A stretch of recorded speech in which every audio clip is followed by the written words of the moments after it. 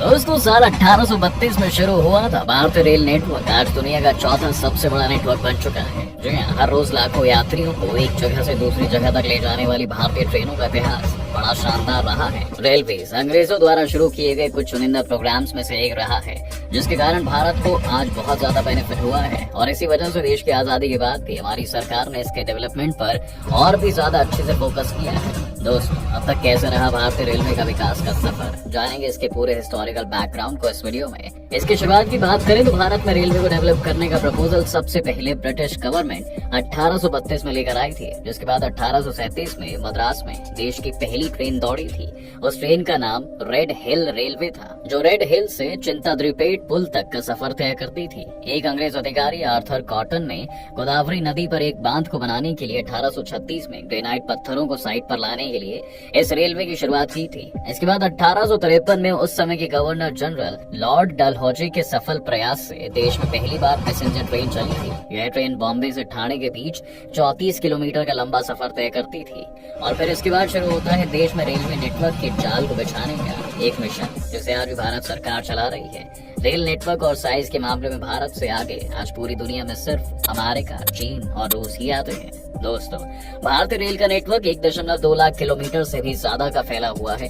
भारतीय रेलवे द्वारा मेनली 3 तरह की सर्विस जनता को प्रोवाइड की जाती है, जिसमें एक्सप्रेस ट्रेन, मेल एक्सप्रेस और पैसेंजर ट्रेनें शामिल हैं। अगर किराए की बात करें तो पैसेंजर ट्रेनों का किराया सबसे कम और मेल एक्सप्रेस ट्रेनों का किराया सबसे ज्यादा होता है। दूसरी ओर एक्सप्रेस ट्रेनों का किराया बीच बीच का होता है। वही बात अगर करें तो भारत में रेलवे का जन्म अंग्रेजों की जरूरत को पूरा करने के लिए हुआ था। अंग्रेज भारत के कई इलाकों से सामान खरीदते थे और फिर उन्हें समुद्री बंदरगाह तक लाते थे, जिसके बाद समुद्री जहाजों में रखकर उन सामानों को अपने देश ले जाया करते थे।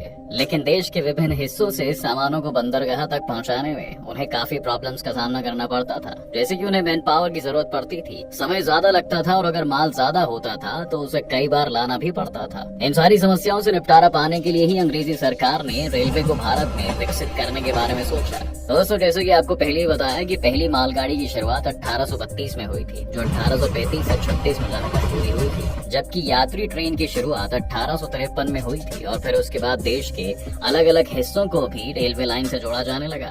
इसके साथ ही ईस्ट इंडिया कंपनी के कंट्रोल में कोलकाता, दिल्ली, इलाहाबाद, जबलपुर और दूसरे शहरों में भी पटरियां बिछाई गई। 1854 में ईस्टर्न रीजन में पहली यात्री ट्रेन हावड़ा से हुगली तक ऑपरेट की गई थी। इसकी कुल लंबाई 24 मील की थी। वहीं पर 1854 के मई तक बॉम्बे ठाणे लाइन को कल्याण तक बढ़ा दिया गया था और उसे डबल ट्रैक लाइन के रूप में डेवलप किया गया था। उसी वक्त नॉर्थ और वेस्ट रीजन्स के अलावा साउथ में भी रेलवे ट्रैक को डेवलप किया जाने लगा।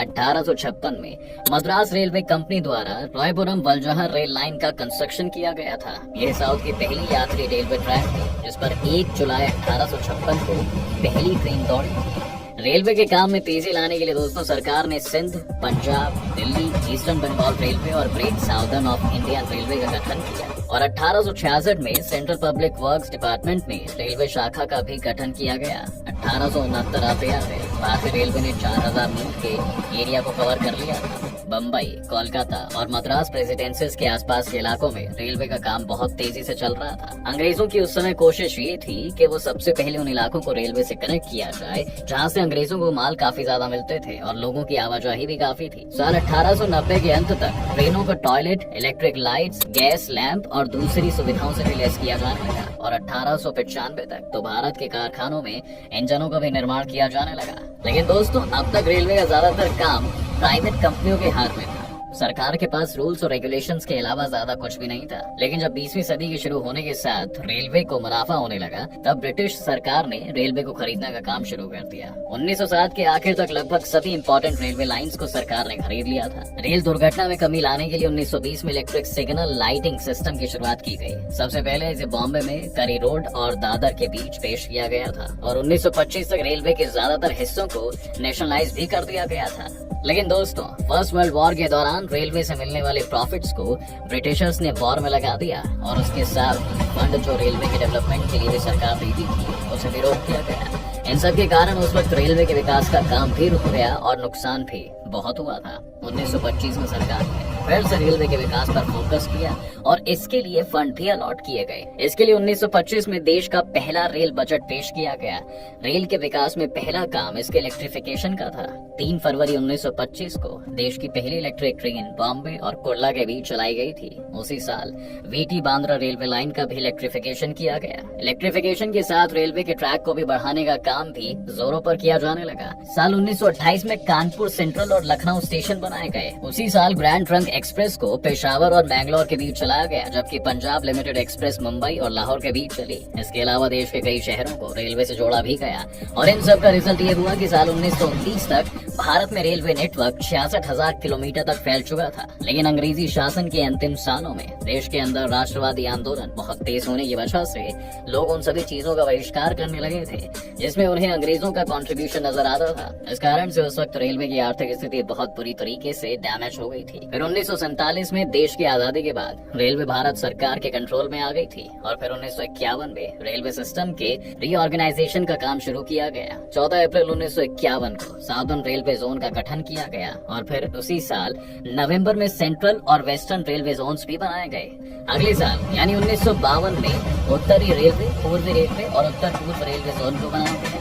अक्टूबर 1954 में सरकार ने रेलवे बोर्ड की स्थापना की और इसी साल रेलवे के 3rd क्लास के डिब्बों में यात्रियों को सोने की व्यवस्था की गई। साउथ ईस्टर्न रीजन में रेलवे के विकास को और बढ़ावा देने के लिए इसे पूर्वी रेलवे जोन से अलग करके एक नया जोन बना दिया गया, जिसके बाद साल 1956 में पहली, दूसरी और तीसरी कैटेगरी की यात्रा के लिए 30 पैसे, 16 पैसे और 9 पैसे प्रति मील का किराया डिसाइड किया गया था। 1956 में ही भारत की पहली एसी ट्रेन हावड़ा और दिल्ली के बीच शुरू की गई थी। इंडियन रेलवे ने उसी साल दिल्ली और बॉम्बे सेंट्रल के बीच एक और एसी ट्रेन को चलाया। वही बात अगर करें तो रेलवे के research design and standards organisation यानी कि RDSO की स्थापना 1957 में रेल मंत्रालय के अंतर्गत की गई थी। इसका मुख्य काम रेलवे बोर्ड, रेलवे जोन्स और इसके यूनिट को टेक्निकल सुझाव देना था। SNFC को टेक्निकल एडवाइजर के रूप में चुनते हुए भारतीय रेलवे ने 25 kV एसी इलेक्ट्रिफिकेशन करने का निर्णय लिया।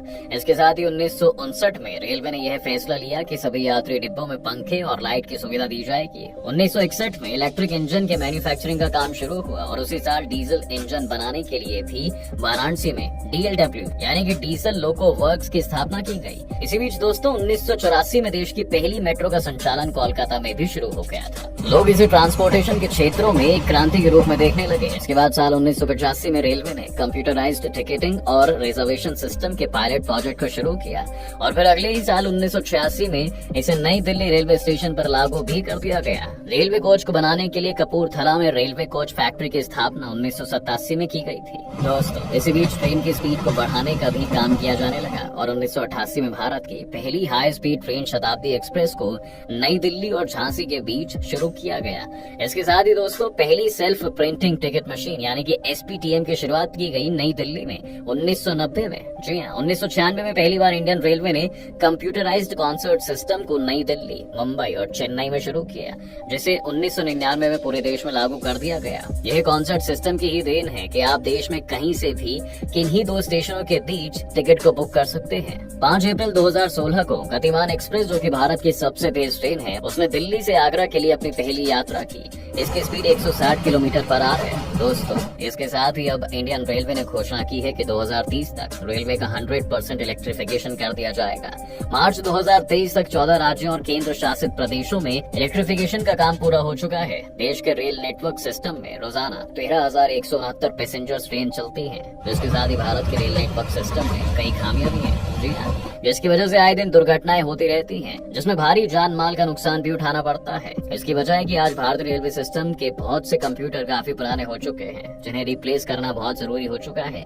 इसके साथ ही नई टेक्नोलॉजी को रेलवे सिस्टम में शामिल करना समय की जरूरत बन चुका है। हालांकि सरकार की तरफ से रेलवे के सुधार और विकास के लिए काम किया जा रहा है, लेकिन इसमें तेजी लाने की जरूरत है। Traffic control system, signal system, anti collision device कुछ ऐसे कंपोनेंट्स हैं जिन्हें रेलवे सिस्टम में जल्द शामिल करने से देश भारी नुकसान से बच सकता है। खैर दोस्तों, इस वीडियो में इतना ही। आप हमें कमेंट करके जरूर बताएं कि भारतीय रेलवे की यह जानकारी आपको कितनी अच्छी लगी। साथ ही ऐसी वीडियो को आगे भी देखने के लिए हमारे चैनल को सब्सक्राइब करके बेल आइकॉन को प्रेस कर दें, जिससे कि चैनल की सभी नोटिफिकेशन आपको तुरंत मिल जाए। वीडियो देखने के लिए आप सभी का बहुत बहुत धन्यवाद।